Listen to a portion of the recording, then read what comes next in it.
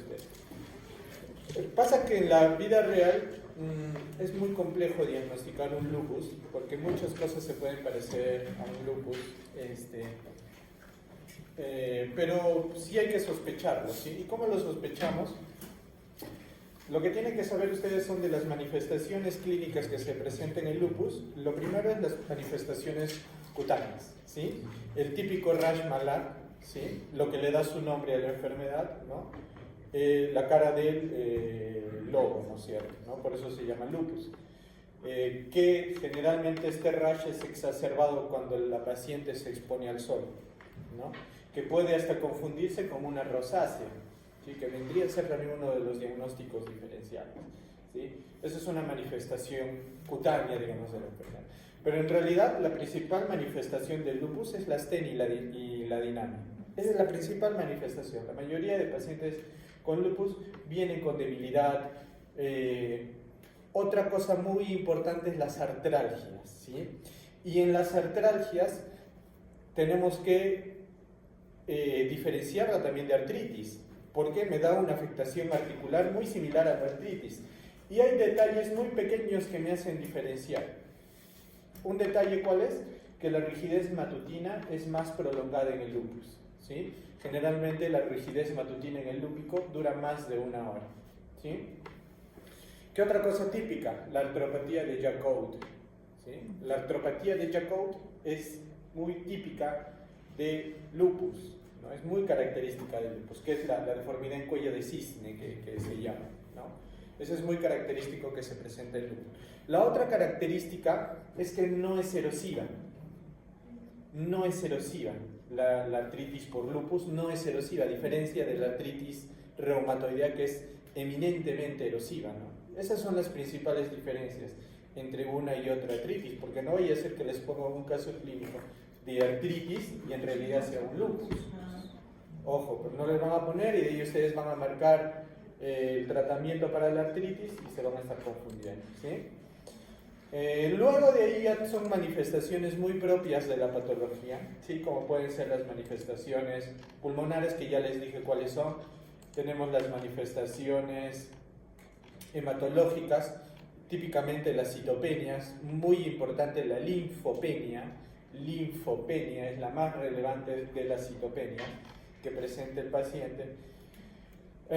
Podemos tener manifestaciones cardíacas en cuanto a las manifestaciones cardíacas muy relevantes en el lupus neonatal, ¿sí?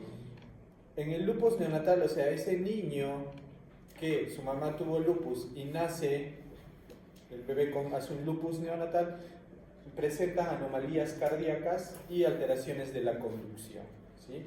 De hecho, por eso se recomienda que en el segundo trimestre del embarazo de una gestante lúpica se le tome una ecocardiografía fetal al niño para ver si ya está desarrollando alguna lesión cardíaca. Entonces, pero en el adulto típicamente puede haber, y lo más severo, que constituye una emergencia en el tratamiento, es la pericarditis lúpica, ya que puede llevarme hasta un taponamiento cardíaco por el derrame tan severo que puede provocar, ¿sí?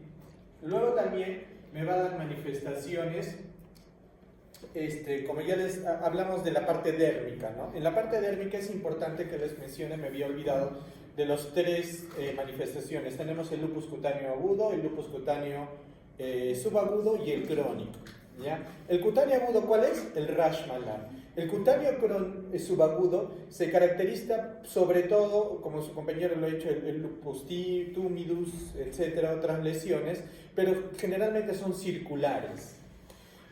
Pero el crónico también son circulares, el lupus discoide. ¿Cuál es la diferencia? Que el cutáneo subagudo no deja cicatriz, en cambio el crónico sí deja cicatriz. Entonces, si les pone paciente que presenta lesiones en anillo, que tiene lupus, ¿qué es? Y no le deja cicatriz después de la curación, eso es un lupus cutáneo subagudo. Si les dicen paciente que tiene una lesión anular que posteriormente deja una cicatriz, una marca, eso es un lupus discoide, un lupus cutáneo crónico, ¿ya? Esa es la diferencia. Luego tenemos también manifestaciones gastrointestinales que son muy difusas. Básicamente va a haber, las principales son náuseas y vómitos, las principales manifestaciones. también la sensación de llenura, ¿sí? Dispepsia pueden presentar los pacientes. Y ya muy raro, pero severas, las enteropatías pierde proteínas, la isquemia mesentérica, que constituye también una emergencia médica, ¿sí? Luego también podemos desarrollar manifestaciones oculares, sobre todo queratitis. El lupus puede asociarse a Sjögren, al síndrome de Sjögren, al síndrome seco también se puede asociar a esta enfermedad. De modo que hay que estar atentos a las lesiones oculares. También pueden desarrollar queratitis, escleritis, ¿sí? Entre otras lesiones, ¿sí? También puede haber lesiones orales, caída de cabello, ¿sí? Y finalmente, para el diagnóstico, ¿sí? Digamos, lo que está más de moda o lo que utilizamos más son los criterios del ACE regular del 2019, ¿sí? Son los más actuales, digamos. Sin embargo, tienen una pequeña particularidad que de hecho las revisiones lo dicen, que me hace más difícil cumplir con los criterios. O sea, ¿qué quiero decir? Que esos criterios son de clasificación. Esos criterios son usados para decir, este paciente va a entrar a un protocolo de estudio, este no. Por más que tenga lupus, este no. ¿Por qué? Porque no me cumplen los criterios ACE regular. Entonces dicen que hay pacientes que puedan tener lupus y no van a cumplir esos criterios. Entonces, si uno es médico general y quiere hacer un tamizaje, se recomiendan los criterios del ACR, los de 1997, en el cual te da 11 criterios, y si el paciente cumple 4 de esos 11 criterios, tú ya le puedes hacer estudios avanzados para el lupus o referirlo a un reumatólogo o para que te haga, digamos, un estudio más detallado si tienes dudas, ¿no? En cambio, los criterios de ACE regular están más recomendados para utilizarlos ya en el ámbito hospitalario, ¿no? Ya que cuando lo está viendo un internista o un reumatólogo, para definir ya de una vez el diagnóstico, y sobre todo cuando tengamos dudas diagnósticas o casos complejos, ¿sí? Entonces, pero los criterios del ACE regular, ¿cuáles son las características? Que sí o sí tiene que haber un ANA 1/80 mínimo, unos anticuerpos antinucleares positivos en dilución 1 más de 80. Y normalmente estos anticuerpos dilucionales se diluyen 1/80, luego el que le sigue sobre 160, sobre 320, 640, 1280 y así. Mientras más diluido esté, eso quiere decir que hay más anticuerpos, entendemos que hay más carga de enfermedad, ¿sí? Normalmente nosotros siempre, bueno, yo digo, ¿no? Cuando me sale un ANA 1/80, muy difícil que sea lupus, porque si yo les hago un ANA a todos ustedes, considerando que ninguno tiene ninguna enfermedad autoinmune, se espera que hasta un 15% pueda tener un ANA positivo en 1/80 sin tener patología alguna. Por eso es que no se recomienda utilizar el ANA como screening, ¿no? ¿Qué vale decir? Que si tú tienes una sospecha, ¿no? Por ejemplo, ¿no? Tienes una prima hipocondríaca, ¿no? Que dice, he buscado en Google y dice que tengo lupus, ¿sí? Pedirle un ANA como screening no vale la pena, ¿no? Lo mejor es hacerle una evaluación completa, orientarnos en cuáles son las manifestaciones principales del lupus y ver si la persona tiene uno de ellos. Si quieres ahondar un poquito más, aplica los criterios de ACE regular, ve si cumple 4, y si cumple 4 ya merecería la pena pedirle anti-DNA de doble cadena, anti-SMIT, que son, digamos, ya más específicos, ¿no? Entonces, los criterios del ACE regular me dan un puntaje según cada manifestación y le asignan un puntaje a cada manifestación. Me olvidé dentro de las manifestaciones de mencionarlos, de las neuropsiquiátricas, ¿no? Dentro de las neuropsiquiátricas tenemos las neurológicas, cuya principal es la cefalea, ¿sí? Pero no la más severa, ¿sí? La más severa son las convulsiones, ¿sí? Y dentro de las psiquiátricas, las más principales son las alteraciones en el comportamiento, ¿sí? Puede ser paciente que se torne un poco depresivo, que tenga alteraciones de conducta, ¿no? Agresividad, puede haber ese tipo de manifestaciones, pero lo más frecuente, digamos, lo más relevante o lo que me da más puntaje es la presencia de psicosis. La presencia de psicosis, ¿sí? Mire, yo he visto una vez nada más, que ni siquiera lo pudimos confirmar, en manifestaciones cardíacas me olvido, pero por ahí no voy a ser que les pregunten, porque en medicina nos gusta preguntar las cosas raras también a veces. La endocarditis de Liebman-Sachs, ¿sí? En manifestaciones cardíacas de endocarditis de Liebman, L-I-B-M-A-Sachs, que es la presencia de unas vegetaciones en el corazón, típico de endocarditis bacteriana, pero es por lupus. Entonces, es un paciente en el cual tú le ves vegetaciones, le haces hemocultivos, todo te sale negativo, ¿no? Por ahí encuentras que es lúpico. Le dan corticoides y las verrugas desaparecen. Entonces, ¿qué era? Una endocarditis de Liebman-Sachs, ¿ya? Entonces, como les decía, vamos haciendo el diagnóstico en virtud de eso. Aparte de la clínica, tenemos marcadores, ¿sí? Tenemos antígenos, ¿no es cierto?, que nos ayudan al diagnóstico. El principal, ¿cuál es? El A, pero no es el más específico. ¿Cuáles son los más específicos? El anti-DNA de doble cadena y el anti-SMI. Pero si alguien les pregunta, a ver tú, internito, dime cuál es el anticuerpo más específico para el lupus, ¿cuál es la respuesta? Anti-SMIT. Sin embargo, ¿cuál es el problema del anti-SMIT? Que solo es positivo en el 30% de pacientes con lupus. Entonces, si lo encuentras, eres un suertudazo. Pero si lo encuentras, ya sabes que sí o sí, eso es lupus, ¿sí? El anti-DNA de doble cadena también es muy específico. Se encuentra más, pero no es tanto como el anti-SMIT. Sin embargo, es un buen indicador, el anti-DNA de doble cadena, por ahí si les preguntan, es un buen indicador de actividad de la enfermedad. O sea, si te sale un anti-DNA de doble cadena positivo, ese paciente tiene un lupus bien activo, esa enfermedad está bien activa.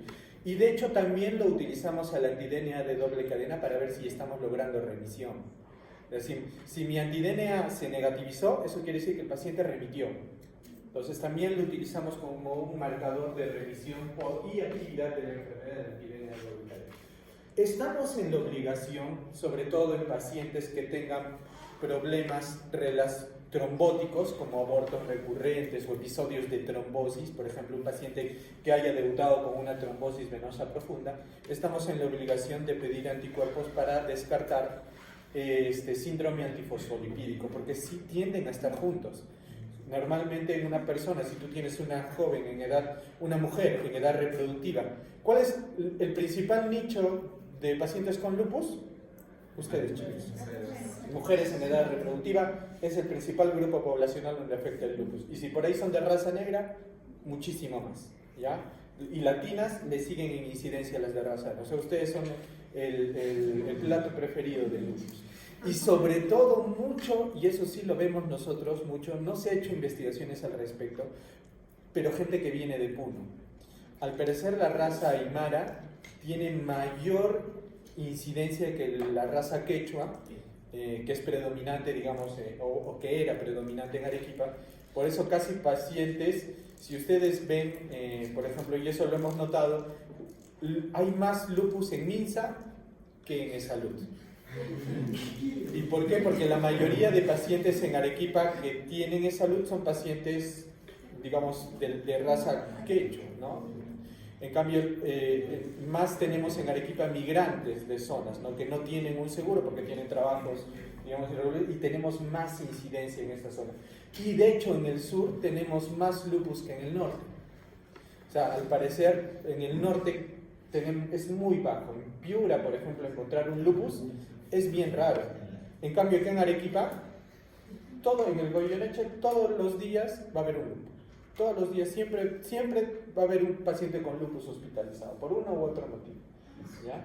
Entonces, para que vean que hay más, pero no se ha hecho estudios de investigación, ¿no? Sería bueno ver si en Bolivia tienen más incidencia de lupus también, eso confirmaría la teoría, ¿no? Ahora, ¿qué otra cosa más es característico de la enfermedad? Hay que buscar, como les dije, el síndrome antifosfolipídico en mujeres jóvenes. Sobre todo es muy importante si les ponen que es una mujer que ha tenido abortos recurrentes. Eso ya te está diciendo síndrome antifosfolipídico. Y para síndrome antifosfolipídico tenemos que asociarle 3 anticuerpos más. El anticoagulante lúpico, ¿sí? La beta-2 glicoproteína, ¿ya? Y me olvidé la tercera, ¿quién me ayuda? La anticardiolipina, muy bien. La anticardiolipina. Son esos tres los principales. Luego, ¿qué más podemos pedir? Si el paciente tiene un síndrome seco, ROB-ILA, el anticuerpo ROB-ILA. Y es muy importante también pedir complementos, C3 y C4. ¿Por qué? Porque los complementos, cuando hay hipocomplementemia, ojo, no cuando están aumentados, sino cuando están disminuidos, eso se asocia a gran actividad de la enfermedad. La hipocomplementemia se asocia a gran actividad de la enfermedad. ¿Sí? Ya con mi diagnóstico hecho, ¿sí? Ya con mi diagnóstico hecho de lupus, digamos que si utilizo los criterios de ACR regular, tengo un puntaje de 10 o más un ANA positivo, ¿sí? Ya tengo el diagnóstico y tengo que iniciar el tratamiento, ¿sí? Y en cuanto al tratamiento, lo más importante, digamos, la piedra angular del tratamiento es la hidroxicloroquina. Es la piedra angular. Todo paciente debe utilizar hidroxicloroquina. Ya su compañero les dijo en qué situaciones no se debe utilizar. ¿Qué es lo que puedo decirles? La dosis la van a encontrar en la mayoría de bibliografía entre 200 a 400 miligramos al día. Sin embargo, ha salido en el 2022 una revisión acerca de la dosificación y se recomienda actualmente que utilicemos la mínima dosis posible. Y para calcular la mínima dosis se dice que es 5 miligramos por kilo. 5 miligramos por kilo debería ser la dosis máxima que yo le debería dar a ese paciente de hidroxicloroquina. La hidroxicloroquina viene en tabletas de 200. ¿Ya? Entonces, por ejemplo, si tú pesas 60 kilos, tu dosis debería ser 300, tableta y media. Cuestiones terapéuticas con hidroxicloroquina, de preferencia dar en la tarde, cuando el sol ya ha remitido un poco. ¿Por qué? Porque la hidroxicloroquina sensibiliza los melanocitos, lo que me puede provocar hiperpigmentación, ¿sí? La guía de salud dice que paciente que utilice hidroxicloroquina tiene que hacerse un fondo de ojo y evaluación de campos visuales, una campimetría entre 6 a 12 meses. Es lo que dice la guía peruana, la de salud. No hay MINSA, no tiene, pero salud sí tiene. Dice que cada año tú le hagas un fondo de ojo para ver que no haga... ¿Cuál es el problema que hacen? Una maculopatía. Una maculopatía, o sea, una retinopatía, pero específicamente hacen una afectación macular asociada al uso de hidroxicloroquina. ¿Sí? Muy raro, la verdad que en el COVID, que se dio una epidemia de uso de hidroxicloroquina, todo el mundo se empezó a tomar hidroxicloroquina los primeros meses del COVID. Nosotros teníamos en la mente de que la hidroxicloroquina prolonga el QT y me puede dar arritmias. Pero cuando hemos tenido la pandemia y la gente ha abusado de la hidroxicloroquina, nos hemos dado cuenta que no es tan frecuente como pensamos. No es tan frecuente la alteración cardíaca. Se da, es importante conocerla, prolonga el QT, pero la realidad es que no es tan frecuente este efecto adverso, digamos, ¿no? Pero hay que tenerlo ahí en la mente, de hidroxicloroquina, ¿sí? Todos los pacientes deberían estar con hidroxicloroquina. ¿Qué hay de las gestantes?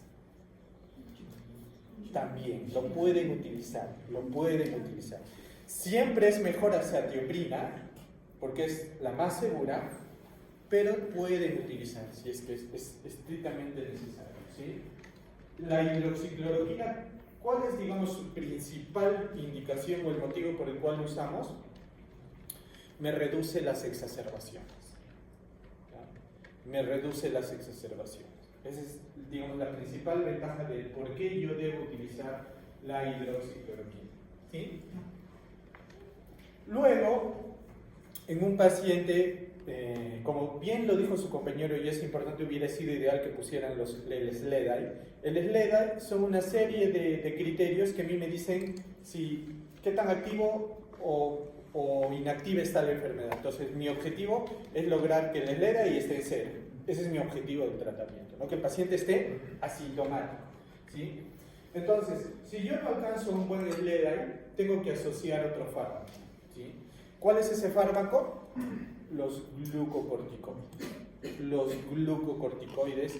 Y los glucocorticoides tienen varias dosis. Tienen dosis baja, dosis moderada, dosis alta y pulsos. ¿Sí? Las dosis bajas es hasta 7 miligramos de prednisona. ¿Sí? Las dosis altas, más de 250 miligramos de metilprednisolona. Más de 250 miligramos, perdón, las dosis de pulsos, más de 250 miligramos. La dosis alta es más de 50 de prednisona. ¿Ya? Entonces, ¿qué pasa? El glucocorticoide va a variar en su utilización. Si tú tienes un lupus poco activo, ¿ya? Un lupus poco activo, se recomienda que utilicemos por vía oral, ¿ya? Y a dosis bajas, ¿sí? Puede ser 5 miligramos de prednisona, por ejemplo. Si así tienes un lupus, digamos, poco activo, ¿no? Un SLEDAI, por ejemplo, que te salga menor de 4, se recomienda prednisona 5 miligramos, más que suficiente, asociado con la hidroxicloroquina, ¿sí? Pero, por ejemplo, como lo puso su compañera, si tienes un lupus severo, por ejemplo, ¿qué es lupus severo? Paciente que te convulsiona. ¿Qué es lupus severo? Un paciente que te hace una psicosis, un paciente que te hace hemorragia alveolar difusa, un paciente que te hace pericarditis, un paciente que te hace isquemia mesentérica, ¿sí? Un paciente que te hace una citopenia severa, una afectación hematológica severa, una anemia severa, una leucopenia severa, esos pacientes se recomienda dar pulsoterapia. ¿Sí? Pulsoterapia. Generalmente utilizamos o 500 de metilprednisolona o 1 gramo de metilprednisolona, 500 de metilprednisolona o 1 gramo de metilprednisolona, generalmente de 3 a 5 días, una vez al día de 3 a 5 días. Eso lo llamamos un pulso, para rápidamente apagar, como llamamos la enfermedad, atacar esa exacerbación rápidamente y controlarla apropiadamente. ¿Sí? Entonces, si les ponen, ¿no? Un paciente de tantos años de edad, y les ponen toda la clínica de lupus, pues le dicen que viene por convulsiones. ¿Cuál sería el tratamiento más adecuado? Les ponen A, metrotexate, B, hidroxicloroquina, C, hidroxicloroquina más prednisona, y D, hidroxicloroquina más pulsos de metilprednisolona, es hidroxicloroquina más pulsos de metilprednisolona. Ya, hay que pulsar, ¿sí? Al paciente. Los glucocorticoides. Luego tenemos terapias de segunda línea. Dentro de las terapias de segunda línea tenemos varios, y estas es un poquito difícil de aprender. ¿Por qué? Porque la mayoría de terapias de segunda y de tercera línea ya van más orientadas a la zona de afectación. A la zona de afectación. ¿A qué región está afectando el lupus, ¿no? Y por ejemplo es muy característico la nefritis lúpica, ¿no? La nefritis lúpica. Y en la nefritis lúpica, por ejemplo, que sabemos se divide en 6 estadios de nefritis, hay 6 estadios de nefritis. ¿Cómo sé en qué estadio está mi paciente? Clínicamente, no hay forma. La única forma de definir en qué estadio está mi nefritis es con biopsia.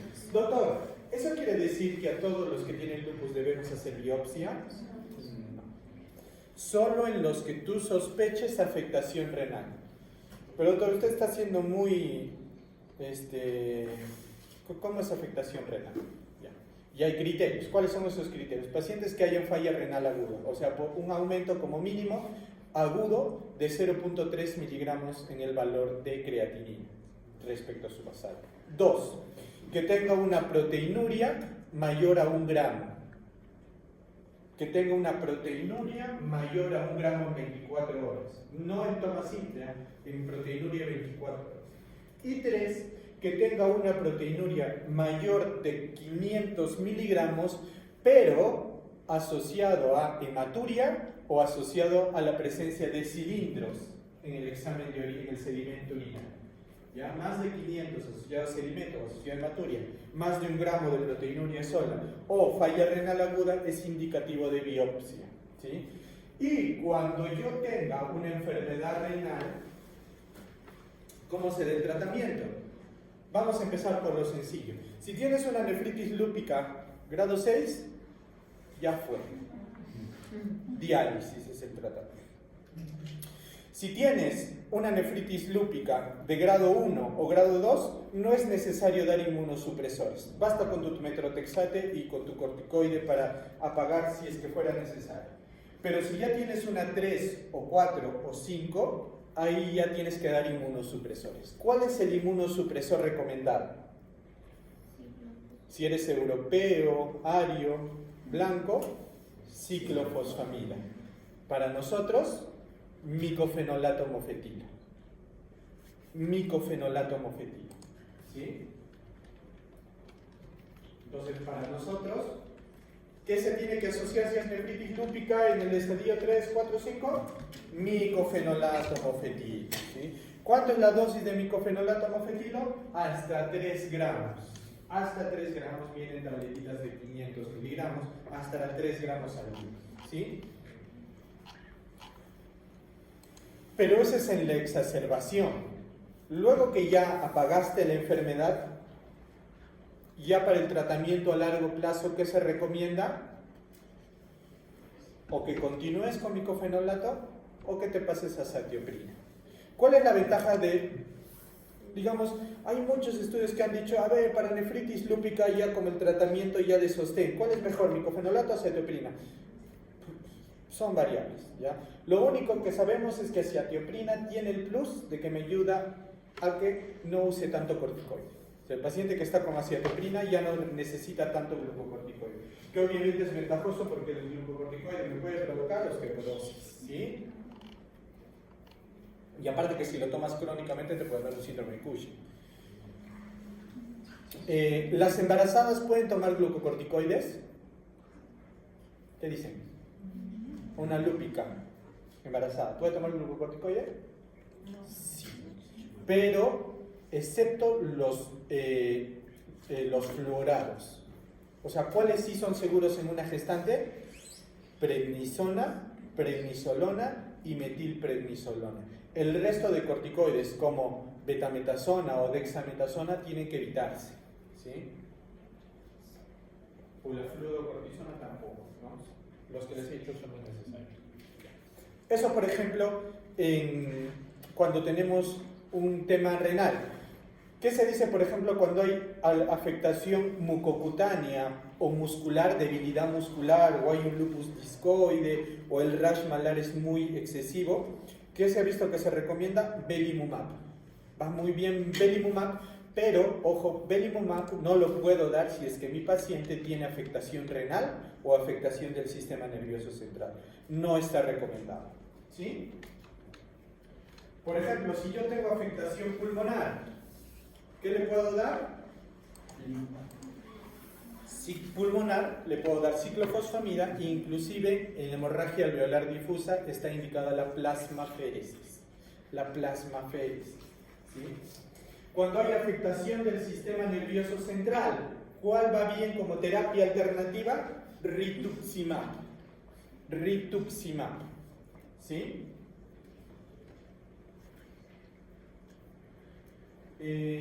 Cuando hay afectación pulmonar también se ha visto que los inhibidores de la calcineurina pueden ser una buena alternativa. ¿Cuáles son esos inhibidores de calcineurina? Ciclosporina y tacrolimus. ¿Ya? El tacrolimus hay que tenerlo en la mira porque tiene una presentación tópica y para la afectación dermatológica va bien el tacrolimus en crema. Para la afectación dermatológica del lupus, ¿sí? Del tacrolimus. Obviamente ya han mencionado las terapias no farmacológicas, ¿no? Como que evitar fumar, una dieta apropiada, ese paciente tiene que hacer ejercicio, ¿sí? Hay que evitar el estrés porque el estrés es un desencadenante de las exacerbaciones del cuadro, ¿ya? Y vacunas. ¿Ya? ¿Pueden vacunarse? No, deben vacunarse. Obligatoriamente estos pacientes con lupus deben recibir la vacuna antineumocócica y la de influenza. Doctor, ¿y hay alguna vacuna que esté contraindicada? Sí, pero solo si tu paciente está recibiendo más de 20 miligramos de prednisona al día. Si tu paciente está recibiendo más de 20 miligramos de prednisona al día, está contraindicado las vacunas con virus vivos atenuados. Están contraindicadas las vacunas con virus vivos atenuados en pacientes con lupus si es que están recibiendo más de 20 miligramos de prednisona al día. ¿Sí? ¿Y cuál es una vacuna con virus la más, digamos, popular? La SPR. ¿Ya? La SPR. La sarampión, papier, rubeola.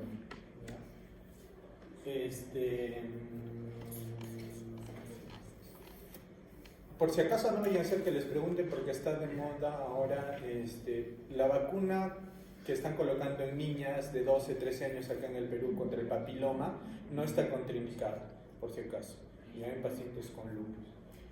Y bueno, ya para terminar, en pacientes con lupus y mujeres y que, por ejemplo, estén gestando, se recomienda darles anticoagulación. ¿Puede recibir anticoagulación? Sí. Warfarina, ¿no es cierto? No, la warfarina es teratogénica. ¿Qué se les da? Heparinas de bajo peso molecular, ¿sí? La enoxaparina, ¿sí? Aunque también se está viendo que aspirina también podría ser utilizada, ¿sí? Para prevenir los episodios trombóticos asociados al lupus. Hay que utilizar, por ejemplo, si tu paciente hace fenómeno de Raynaud, que es como un fenómeno trombótico, puedes darle aspirina de manera profiláctica, y si ya te hace un episodio trombótico como una trombosis venosa profunda o los abortos recurrentes o la paciente está gestando, se recomienda utilizar enoxaparina, ¿sí? Enoxaparina para controlar eso. Entonces, creo que eso es todo. ¿Alguna pregunta o duda? ¿De qué se mueren? ¿De qué se mueren? La principal causa, infecciones. La principal causa en nuestro medio de muerte de los pacientes con lupus es infección. ¿Sí? Sobre todo porque se complican sus cuadros. O sea, en la exacerbación terminan hospitalizados, y en la hospitalización, como están inmunosuprimidos, les dan una infección y fallecen. Es la principal causa, es lo que más tenemos que cuidar en un paciente con lupus. Y segundo, las enfermedades cardiovasculares también son causa frecuente de lupus. Es muy raro que un lupus fallezca, es muy muy raro. Hay condiciones en las cuales un paciente con lupus hace un cuadro severo, por ejemplo una hemorragia alveolar difusa, pero se mueren más que nada porque no sabemos diagnosticar, ¿ya? Es un paciente que viene por tos, disnea repentina, tú estás pensando en una neumonía, le toman una tomografía, en la tomografía se ve un patrón intersticial difuso que te puede hacer pensar en algo viral, y de pronto la hemoglobina empieza a bajar, y uno dice, ¿por qué está bajando la hemoglobina? Baja, te llega el paciente con 14, luego al día siguiente está con 11, luego está con 7, no se explican qué pasó y se murió. Le ponen oseltamivir, le ponen ceftriaxona, vancomicina, y igual fallece. ¿Qué es lo que necesitaba ese paciente? Pulsos. Lo que les estoy mencionando es un caso real de salud, que nos enteramos porque motivó una denuncia por negligencia, ¿no? Una paciente que no sabían que tenía lupus, pero hizo una hemorragia alveolar difusa. No la detectaron a tiempo, la familia denunció porque se murió, y en la necropsia le encontraron que era por una hemorragia pulmonar que falleció. Entonces hay que tenerlo siempre en la mira también, ¿no? En pacientes jóvenes que te hagan un deterioro pulmonar abrupto, como causa rara, un lupus. Doctor, pero la mayoría sigue tratamiento.